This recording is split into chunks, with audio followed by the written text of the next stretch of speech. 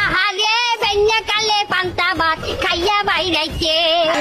চাচি চাচি চাচি, ওই ট্রেনে আপনার কি কোনো স্বজন ছিল? সুজন ছিল। মানে?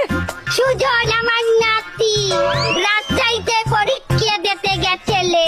আরে আমার নাতি যদি কোনো ক্ষতি হয়, আমি বাবু কেউ ছাড়িয়ে কথা বলবো না। তোমরা এখনো অ্যাকশন লও। আমার চেনো নাই আমি যে কি করতে পারি। মোহের কথায় তো তোমরা বিশ্বাস করবা না। একটু ঘটনা হলো, ৭১ সালে গন্ডগোলের সময় পাক বাহিনীর মিলিটারিরা আমার উড়াই লই গেছিলে ক্যাম্পে।